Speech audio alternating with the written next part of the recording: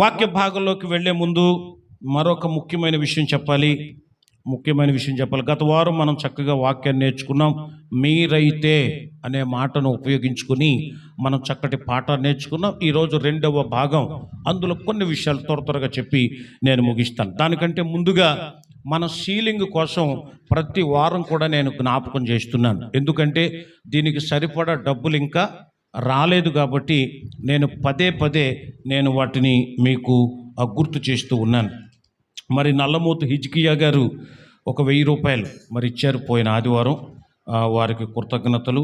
తర్వాత పెదపూడి విజయమ్మ గారు 500, దానియేలు మరియమ్మ గారు 1000 రూపాయలు, నూత కెషే గారు 500, మరి డోలా చినమహాలక్ష్మి గారు 1500, ద్రాక్షమ్మ సింగవరపు గారు 200, మరి పాలకోటేశ్ మరియమ్మ గారు 1000 రూపాయలు, శ్రీను అంటే శాంతిప్రియ వాళ్ళ నాన్నగారు శ్రీను గారు ఒక 1000 రూపాయలు, నెక్కలపు రాణి గారు ఒక 500, నల్లమూతు వంశీ 1000 రూపాయలు, పెంపురత్న మామగారు ఒక 500, ఒరుగు ధనమ్మ గారు ఒక 500, శ్యామ్ వాళ్ళ అమ్మగారు అంటే లక్ష్మి గారు ఒక 500 రూపాయలు, బొకినాల శ్రీకాంత్ దేవిక గారు 3000 రూపాయలు, ఆ తర్వాత మరి నాగరాజు జోజమ్మ గారు 1000 రూపాయలు, ముత్యాల సుబ్బారావు గారు ఒక 1000 రూపాయలు, నల్లమూతు ఏలియా గారు ఒక 1000 రూపాయలు, లింగవరపు వంశీ 10,000 రూపాయలు, సిహెచ్ చార్లెస్ అండ్ ఫ్యామిలీ గారు సోరంపల్లి నుంచి 1500, మల్లేశ్వరి రవి గారు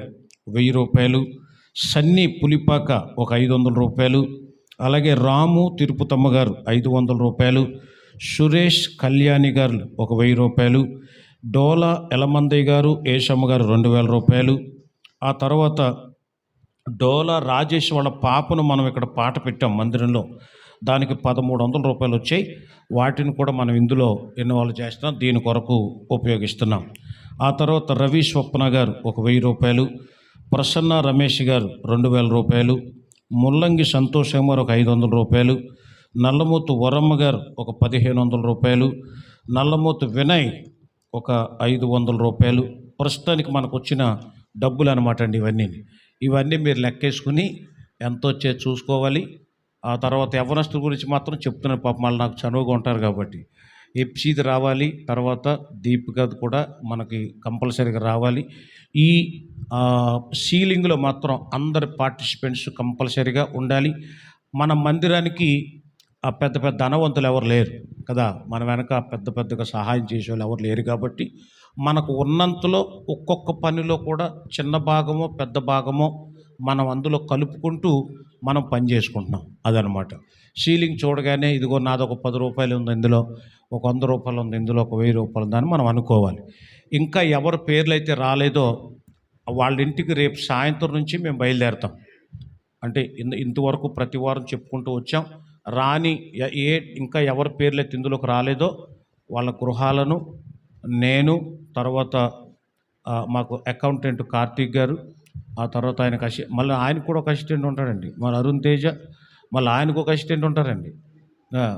వాళ్ళందరం కలిసి వస్తాం. కాబట్టి మీరు కొద్దిగా సిద్ధం చేయండి, కొంచెం ధనాన్ని సిద్ధం చేయాలని ప్రభు నామ పేరిట మీకు మనం చేస్తున్నాం. దేవునికి స్తోత్రం. మొన్న ఒక మామగారు అంది, మనకు కూడా మీటింగులు పెట్టేయచ్చుగా అంది. నీ డబ్బా నిండిందా అని అన్నాను. మేమిచ్చిన డబ్బా నిండిందా అన్నాను. ఆ ఒక్కటి అడగండి అంది.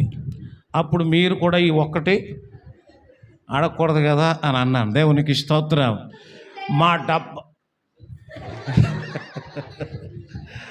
మా డబ్బాలన్నీ నిండిపోయాయి. నా డబ్బా నిండిపోయింది అన్నవారు చేద్దండి, ఒక్కరు చెప్పండి. అమ్మ, మీ డబ్బాలు నిండిపోతే స్టార్ట్ చేస్తాం, ఇక వర్క్ స్టార్ట్ చేస్తాం.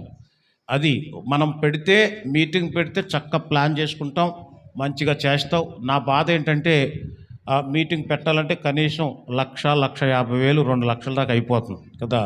ఇప్పుడు అన్ని ఖర్చులు పెరిగాయి బాగా, అందుకని కొంత ఖర్చు కూడా ఎక్కువ అవుతుంది. అన్ని డబ్బులు అలా ఖర్చు పెట్టేస్తే ఇది ఇలాగే పెండింగ్ అయిపోద్ది అని ఈ వర్క్ ఒకటి అవ్వాలని కూడా నేను మనసులో ఒక దైవజనుడిగా నేను చూస్తున్నాను. నేను బయట చాలా సభలకు వెళ్తున్నప్పుడు వాళ్ళ మందిరాలు చూస్తున్నప్పుడు ఎంత అందంగా తయారు చేసుకుంటున్నారో కొంతమంది.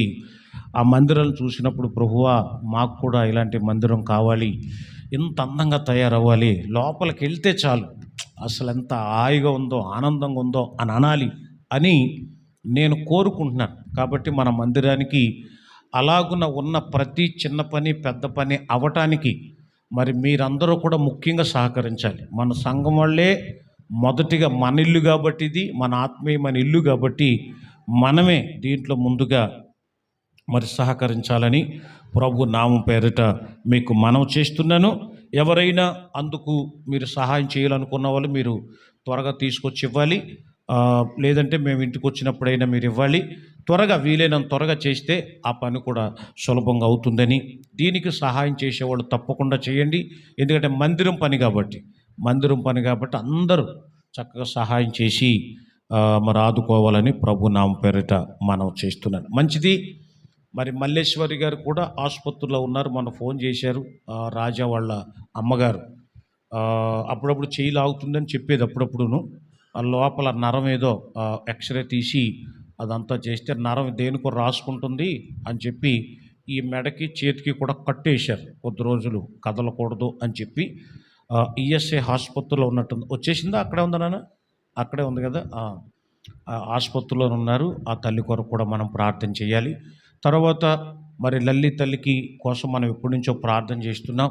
మన డ్రైవర్ యేష్ గారి కుమార్తె, ఆమెకు వచ్చిన ఆ శోధన మాత్రం మామూలుది కాదు. శారీరకంగా చాలా కృంగిపోతుంది, చాలా నరకమే అనిపిస్తుంది ఆవిడ. ఇక ఎట్టకేలకు అన్ని స్కానింగ్లు అయిపోయినాయి, అన్ని ఎక్స్రేలు అయిపోయినాయి, అన్ని రిపోర్ట్స్ వచ్చాయి. సో ఇక ఆపరేషన్కి అంతా సిద్ధం చేశారు. కాబట్టి రేపే సోమవారం ఆపరేషన్ జరగబోతుంది. కాబట్టి మనం ఖచ్చితంగా చేయాలి. మీరు మాట వరుసకి ఏదో చేస్తామని చెప్పేసి వెళ్ళిపోకుండా మనం ఖచ్చితంగా మీ ఇంటి దగ్గర కూడా రేపు ఉదయం ఆ తల్లి కోసం ఖచ్చితంగా ప్రార్థన చేయండి. ఆమె క్షేమంగా ఉండాలి. చాలామంది డాక్టర్స్ కలిపి ఆపరేషన్ చేస్తున్నారు. అది సక్సెస్ అవ్వాలి. మన సంఘంలో చాలా గొప్ప సాక్ష్యంగా నిలబడిపోవాలి అని ప్రభు నామం పేరిట నేను మీకు మనవి చేస్తున్నాను. మంచిది. దేవుని యొక్క వాక్యంలోకి వెళ్ళిపోదాం. గత ఆదివారం నాడు మనం చెప్పుకున్నటువంటి మూల వాక్యాన్ని ఇప్పుడు దీపిక చదువుతుందమ్మా. మూల వాక్యాన్ని దీపిక చదువుతుంది. మత్తయి సువార్త తెలుసు కదమ్మా. ఆ రోజు మనం ఏం చెప్పుకున్నాము గుర్తుంది కదమ్మా. చదువమ్మా. అమ్మా ఏంటమ్మా? లేదమ్మా. ఏంటమ్మా కొత్త నిబంధన పెట్టుకున్నావు ఏంటమ్మా? చిన్న పుస్తకమా పెద్ద పుస్తకం? అది పెద్ద బైబిలా చిన్న బైబిలా? మరంత ఏమర పట్టుకుంటే మీరు చదవలేరు. బీటెక్ చదువుతుంది కాబట్టి ఎఫ్సీ చదివేస్తుంది. ఇప్పుడు చదవమ్మా. మైక్ ఇయ్యండమ్మా. అమ్మా ఆమె చదవలేకపోతుంది. సింగర్ వినయ్ గారు చదువుతారు చూడండి. అమ్మ వినయ్ అంటే ఈయనమ్మ. అందుకాయన మీరైతే నేను ఎవడనని చెప్పుకొనుచున్నారని వారిని అడిగెను. పురుషుల పరువును నిలబెట్టిన వినయ్కి మా పురుషులందరి తరపున మరి చప్పట్లు కొడుతున్నాం. రిఫరెన్స్ చెప్పకుండా పోయిన ఆదివారందే మూలవాక్యం మొదటగా చదివిన వాక్యాన్ని మరి గుర్తుపెట్టుకొని చదవండి అంటే మరి ఇంకెందుకమ్మా హైటెక్లు బీటెక్లు కదా. మామూలుగా అంటున్నాను. ఓకేనా? అంటే కొంచెం ఆ వాక్యమైనా కొంచెం గుర్తుండాలి కదని మిగిలిన వాళ్ళందరికీ వీళ్ళని ఆధారం చేసుకుని మిగిలిన వాళ్ళందరికీ పాఠం చెప్తుంటాం మేము. అది దేవునికి స్తోత్రం. వాక్యం మీద శ్రద్ధ పెట్టండి. వాక్యమే మన బ్రతుకులను మారుస్తుంది. వాక్యమే మనకు నెమ్మది కలిగిస్తుంది. వాక్యమే మన జీవితాలను పూర్తిగా మారుస్తుంది. ఆ వాక్యం మీద ధ్యాస పెట్టండి. మిగిలినవన్నీ మర్చిపోయినా పర్వాలేదు. వాక్యమును చాలా జాగ్రత్తగా మీరు గుర్తుంచుకోవాలి. మీరైతే అనే పదాన్ని ఉపయోగించుకుని మనం 3 విషయాలు నేర్చుకున్నాం. ఎందుకంటే మన బలహీనత, విశ్వాసులుగా మన బలహీనతలు ఏంటంటే ఇదిగోనండి, పలానా ఆవిడ ఈ మధ్యన ప్రార్థనకు రావట్లేదండి, లేకపోతే పలానా ఆయనండి ఈ మధ్యనేంటో వీధులంటా తిరుగుతున్నాడు కానండి ప్రార్థనకు రావట్లేదండి, వాళ్ళ ఇంట్లో పరిస్థితి బాగాలేదండి, లేకపోతే వాళ్ళు ఎలాగయ్యారండి. ఇది కాదు. ఇతరుల కోసం మన రిపోర్ట్ ఇవ్వటం కాదు. ఇతరుల కోసం ఏదేదో చెప్పటం కాదు. యేసు ప్రభు స్వయంగా ఏమన్నాడంటే మీరైతే ఏమనుకుంటున్నారు అని అన్నాడు. కాబట్టి ఈరోజు వాళ్ళు చదవలేకపోయారు, వీళ్ళు చదవలేకపోయారు కాదు, మరి మీరైతే అది గుర్తుపెట్టుకోవాలి. మరి మీరు మిగిలిన వాళ్ళ సంగతి ఏంటి? ఏదో ఒక పేరు రెండు పేర్లు చెప్పి మనం మిగిలిన వాళ్ళందరిని అలర్ట్ చేయటం కోసం అలాగ ఉపయోగిస్తాం కదా. మరి మీరైతే ఏం చేస్తారు? అలాగా ప్రభు యొక్క అద్భుతమైన సందేశాన్ని మూడు విషయాలు మనం నేర్చుకున్నాం. నెంబర్ వన్, ఇదన్నా చెప్పండి గట్టిగా. నెంబర్ వన్, మీరైతే అంత నెమ్మదిగా చెప్తారేంటమ్మా? మీరైతే ఆయన రాజ్యమును వెతకుడి. నెంబర్ టూ, మీరైతే అది అది పరిచారకులై ఉండండి. అది పరిచారకులై ఉండండి, పరిచర్య చెయ్యండి. వాళ్ళు చేసేస్తున్నారులే కాదు, ఆ పిల్లలు తుడుతున్నారు కదండి, పిల్లలు తుడుతున్నారు. మరి మీరేం చేస్తారు? మీరైతే వాళ్ళు తుడుస్తున్నారు కరెక్టే, వీళ్ళు ఏదో చేస్తున్నారు కరెక్టే, మరి మీరైతే ఆ పరిచర్య ధర్మం మనం చెయ్యొద్దా? ఆ బాధ్యత మనకు ఉండొద్దా? అది ప్రభు నేర్పిస్తున్న గొప్ప పాఠం. నెంబర్ త్రీ, మీరైతే శత్రువును ప్రేమించండి. అది మీరైతే అలా చేయండి. నన్ను నమ్మారు కాబట్టి, నన్ను అనుసరిస్తున్నారు కాబట్టి, ప్రభు చెప్పినటువంటి మాట, శత్రువుల మీద దాడి చేసుకుంటారు. అది ఒకప్పటి కాలం. కానీ ఇప్పుడు ప్రభు నేర్పిస్తున్న కొత్త పాఠం, మీరైతే మీ శత్రువులను ఏం చేయండి? ప్రేమించండి అని అన్నాడు. ఇది మూడు విషయాలు ఎపిసోడ్ 1 అన్నమాట. అది పార్ట్ 1. ఇప్పుడు పార్ట్ 2, మీరైతే మత్తయి సువార్త 23వ అధ్యాయం 8వ వచనంలో ఇలా రాయబడింది. మీరైతే బోధకులని పిలువబడవద్దు, ఒక్కడే మీ బోధకుడు, మీరందరూ సహోదరులు. దేవునికి స్తోత్రం కలుగును గాక. యేసు ప్రభు వారి భూమి మీద ఉన్నప్పుడు ఆయనను మంచి బోధకుడు అనేవాళ్ళు. ఎందుకంత బోధ అంటే, ఆయన బోధకు అందరూ ఆశ్చర్యపోయేవారు అని విన్నారు. అందరూ ఆశ్చర్యపోయేవారు. అధికారము గలవానిగా ఆయన బోధించేవాడు. తుఫాను రేగింది, అందరూ ప్రభు దగ్గరకు వచ్చారు. ప్రభు ఆ తుఫానుని ఏం చేశాడు? గద్దించి, మీరింత అల్ప విశ్వాసంగా ఉన్నారా అని చెప్పి వాళ్ళని గద్దించాడు.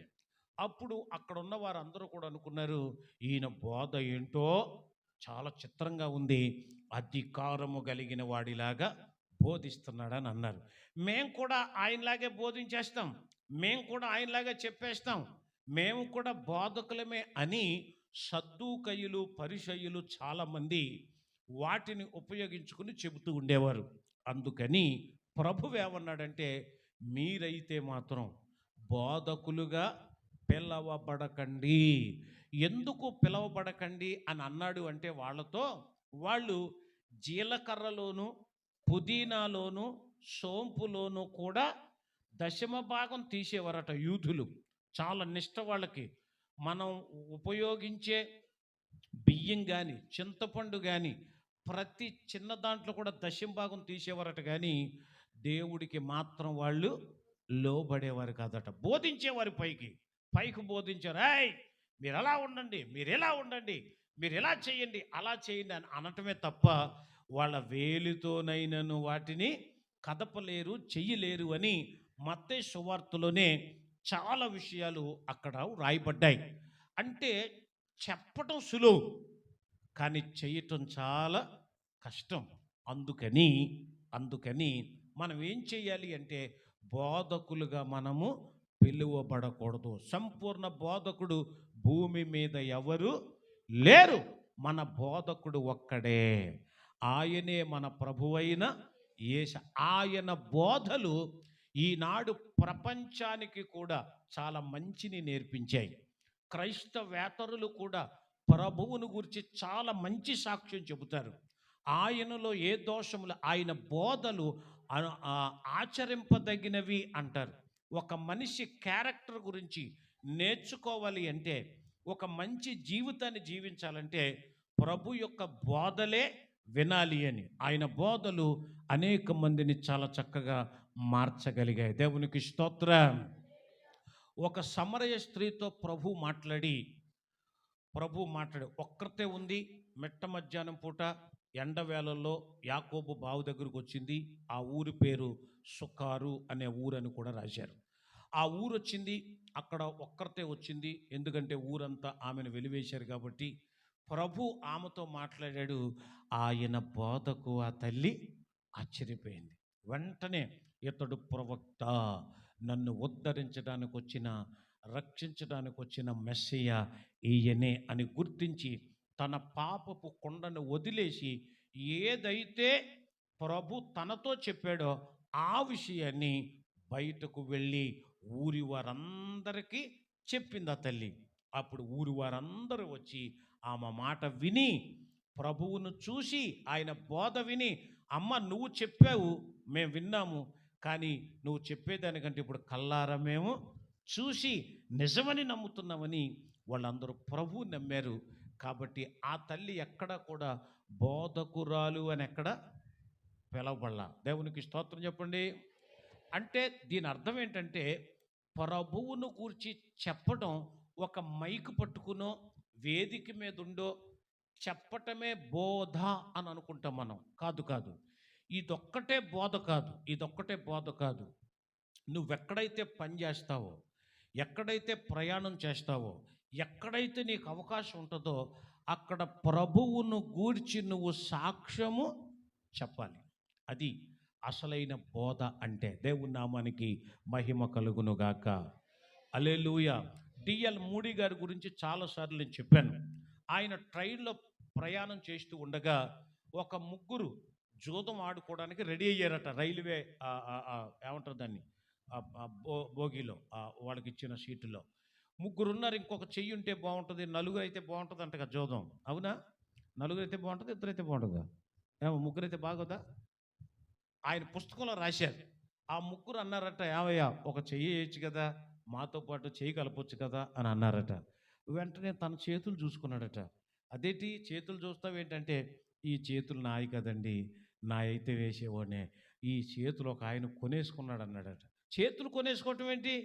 ఎవరైనా నీ చేతులు కొన్న ఆయన ఎవరు అంటే అప్పుడు యేసయ్య కోసం బోధించడం మొదలెట్టాడు. వాళ్ళ ప్రయాణం ముగిసేసరికి ఆ ముగ్గురు కూడా యేసు ప్రభుని సొంత రక్షకునిగా అంగీకరించారు. గట్టిగా చప్పట్లు కొడుతూ ప్రభు యొక్క నామాన్ని మహిమపడతాం. హల్లెలూయా. ఏ వాళ్ళకి, ఆయనకి, ప్రభువుకి మనకి తేడా ఏంటంటే మనం ఒక దొంగతో ప్రయాణం చేస్తున్నాం అనుకోండి, మన బలహీనత ఏంటంటే ఆ ప్రయాణం ముగిసేసరికి మనం కూడా దొంగలాగా అయిపోతాం. అలాగా మందిరాన్ని ఎగ్గొట్టే వాళ్ళతో స్నేహం చేశారనుకోండి, మందిరాలు ఎగ్గొట్టేస్తారంతే. మీరు వాళ్ళను మార్చట్లేదు, వాళ్ళే మిమ్మలను మార్చేస్తున్నారు. అలాంటి బలహీనులు ఇక్కడ చాలామంది ఉన్నారు. అందుకని మీరు బోధకులని, మీరైతే ఏమని పిలువబడకూడదు? బోధకులని పిలువబడకూడదు. ఇది 4వది. దేవునికి స్తోత్రం. ఒక విషయం చెప్పావు అంటే ఆ మాటకు కట్టుబడి ఉండాల్సిందే. మాట తప్పావంటే చచ్చిన వారితో సమానం. ఇది దేవుని యొక్క మాట. నా మాట అవునంటే అవును, కాదంటే కాదు అన్నట్టు ఉండాలి. అందుకనే దేవునికి మాట ఇచ్చేటప్పుడు చాలా చక్కగా ఉండాలి. అది చేయగలమో లేదో అనే భయంతో ఉండాలి. దేవుడు ఒక పని ఇచ్చాడంటే, ఒక మాట ఇచ్చాడంటే అది నువ్వు చేస్తే చెప్పిన వారికంటే కూడా చాలా మంచిది. దేవునికి స్తోత్రం. పిల్లల గురించి ఒక సైకాలజిస్ట్ ఏమన్నాడంటే, the children's are a silence speakers అన్నాడు. పిల్లలట మౌన బోధకులు అన్నాడు ఒక ఆయన. వాళ్ళు ఏం చెప్పరు, మైక్ పట్టుకుని ఏం చెప్పరు, కానీ కొన్ని వాళ్ళు చేసే పనులు చూస్తే చాలా చక్కగా ఉంటాయి. వాళ్ళు ఏదైనా పొరపాటు చేసినప్పుడు మనం గద్దించామనుకోండి, ఆ కాసేపు చేతులు కట్టుకుని కళ్ళంట నీళ్లు పెట్టుకొని చాలా ఇబ్బంది పడతారు. తర్వాత 1 అవర్ గడిస్తే చాలు, ఒక 2 అవర్స్ గడిస్తే చాలు, లేదా ఆ పూట గడిస్తే చాలు, మరలా ఎప్పట్లాగే వచ్చి వాళ్ళు చక్కగా పలకరించేస్తారు. ఇది గొప్ప పాఠం కదా మనకి. అదే నేను ఎవరన్నా అన్నాను అనుకోండి, కొంచెం గద్దిచ్చాను అనుకోండి, మొహం ఎలా పెడుతున్నారా మీ మధ్యన? చెప్పు, మొహం ఎలా పెడుతున్నారు? అబ్బా మీరందరూ అలా పెట్టారేంటమ్మా? అంటే కొంతమంది అలా పెడుతున్నారు. అది ఒక్కసారి 2 చేతులు చూపించి ఒక్కసారి హల్లెలూయా చెప్పండి అమ్మా. మీరు ఏదో లోకంలో ఉంటారు. ఏమన్నా పెళ్ళికి వెళ్ళాలమ్మా? కూటమి అయిపోయాక మరి ఎక్కడికైనా వెళ్ళాలమ్మా? మరి ఏంటి అంత అయోమయంగా ఉన్నారు? అంటే రేపు నుంచి సీలింగ్ కోసం వస్తానన్నారు. డబ్బులు ఎలా పోగేయాలని చూస్తున్నారా? డబ్బులు లేకపోతే బంగారం అయినా సరే ఇచ్చేయాలి మీరు. దేవునికి స్తోత్రం. హల్లెలూయా. ఎందుకంటే చాలా చోట్ల వింటాను నేను, మందిరం కోసం ఇదిగోనండి ఈ గొలుసు తీసుకొని వాడుకోండి అని చెప్పిన వాళ్ళు చాలా చోట్ల ఉన్నారు. ఈవెన్ మన విజయవాడలో కూడా 2 సాక్ష్యాలు విన్నాను నేను. 2 సాక్ష్యాలు విన్నాను నేను. అలాంటిది మనకు బంగారం కాదు, కనీసం వెండి పట్టి కూడా ఎవరు ఇవ్వట్లా. వెండి పట్టి కూడా ఎవరు ఇవ్వట్లా. కనీసం రాగిది కూడా ఎవరు ఇవ్వట్లా. అది ఇన్ని బోతలు ఇని ఇంత చేసి మందిరం కోసం ఏదైనా సరే ఏదో ఒకటి చెయ్యాలనే తపన ఉండాలనేది నా తాపత్రయం. కాబట్టి మనం ఏమని పిలువబడకూడదు? బోధకులని పిలువబడ. అరే నువ్వు భలే చెప్పావురా అమ్మా, నువ్వు భలే చెప్పావమ్మా, నువ్వు ఎలా చెప్పావమ్మా అనే దానికంటే నువ్వు యాక్షన్ బాగుండాలి, నీ క్రియలు బాగుండాలి. వారు చెప్పుదురే కానీ చేయరు అని యూదుల గురించి, పరిచయుల గురించి ఒక మాట ఉంది బైబిల్లో. వారు చెప్పుదురే కానీ చెయ్యరు అనే మాట. మనం అలా ఉండకూడదు. చేసేవారు, చెప్పకపోయినా సరే మనం చేసేవారంగా ఉండాలి. ఏంటమ్మా మీరు రాలేదేంటమ్మా అంటే, మీరు చెప్పలేదు కదయ్యా అనేవాళ్ళు ఉన్నారు కొంతమంది. అలాగా ఇప్పుడు ఆదివారం నేను గ్రూపులో మెసేజ్ పెట్టలేదు అనుకోండి, ప్రార్థన ఉందో లేదో కొంతమందికి డౌట్. ఆదివారం ప్రార్థన ఉండదా? చెప్పాలి కదా. అందుకని మీరు బోధకులను పిలవబడదు. దేవునికి స్తోత్రం కలుగును గాక. ఫలముల నాశించిన పరలోక తండ్రి పాడాలంటారు గడిగా. చూచుచున్నాడు నీ వైపు, ఫలముల నాశించిన పరలోక తండ్రి తేరి చూచుచున్నాడు నీ వైపు. మీ కుడి చేయి కొంచెం ఇలా చూపించి హల్లెలూయా అనండి అందరూ ఒకసారి. ఇంకొకసారి అనండి, ఇంకొంచెం గట్టిగా అనాలి. కుడి చెయ్యే చూపించాలి. అది వాళ్ళు కూడా ఎడం చేయి చూపిస్తున్నారు. కాదు కాదు అమ్మ, కుడి చేయి అంటే మన అన్నం తినే చెయ్యమ్మా చూపించండి. హల్లెలూయా అనండి. ఏది హల్లెలూయా అనండి అన్నారు, అందరు అన్నారమ్మా? ఓకే, దేవునికి స్తోత్రం. ఇప్పుడు ఐదవది 2 తెస్సలోనికలకు రాసిన పత్రిక 3వ అధ్యాయం 13వ వచనం. చాలా ఇబ్బందిగా ఉంది, మరి ఎందుకు అర్థం అమ్మా. సహోదరులారా, మీరైతే, ఈ మాట అండర్లైన్ చేయాలి, మీరైతే మేలు చేయుటలో విసుకవద్దు. దేవునికి స్తోత్రం. ఒక వ్యక్తికి మేలు చేయాలంటే, ఒక మందిరానికి మేలు చేయాలంటే, ఒక వ్యక్తికి ఏదైనా సహాయం చేయాలి, తగ్గిపోయింది మళ్ళీ, సహాయము చేయాలంటే మనం మేలు చేయటంలో విసుగుపోకూడదు. ఎన్నిసార్లు చేయాలి అని అనుకోకూడదు. ప్రతి నెల కొంతమంది అనాథ పిల్లలు పోషిస్తున్నాం, విధవరాలను పోషిస్తున్నాం, పేదరాలను పోషిస్తున్నాం. నెలలా వస్తారు కొంతమంది వస్తారు.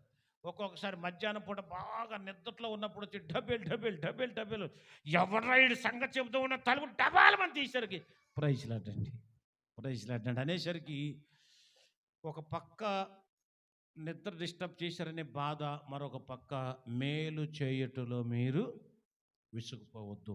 ఏ రూపంలో ప్రభు వచ్చి మనకు సహాయాన్ని అడుగుతారో తెలియదు. దేవునికి స్తోత్రం కలుగును గాక. చేతనైనంత మట్టుకు ఒక 100 200 అలాగిస్తాం మేము. అయ్యా మీరేంటయ్యా ఒక 1000 ఇవ్వచ్చు కదా ఏంటమ్మా, మా సంఘంలో కూడా చాలామంది పేదలు ఉన్నారమ్మా, మీ ఇంటికి రమ్మంటారా పోనీ నెలకోసారి అంటాను నేను. అలాగైతే వద్దులండి, 100 చాలండి అని వెళ్ళిపోతారు వాళ్ళు కదా. మరి మనకు లేరా పేదవాళ్ళు కదా, మనకు లేవు అవసరతలు అని కదా. అందుకని మనకు ఏదో వచ్చారు కాబట్టి కాదు అనకుండా మనం అలా సహాయం చేస్తూ ఉంటాం. మేలు చేయటం విసిగిపోకూడదు.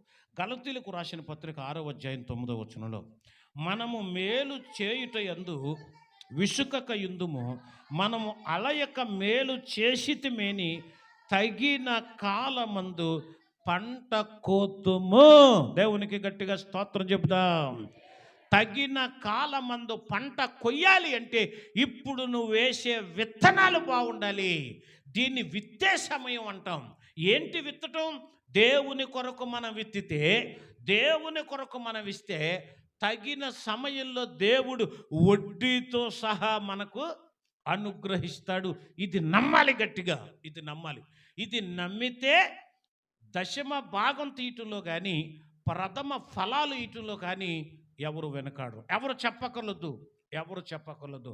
అయ్యగారు రండి, మా ఇంటికి రండి, ఈరోజు ఇదిగో నా దశమ భాగం ఇదిగో ఇస్తున్నాను, ఇదిగో ఈ నెలంతా మా కష్టార్జితం ఇదిగోనండి, ఇందులో దేవుని భాగం ఇదిగోనండి.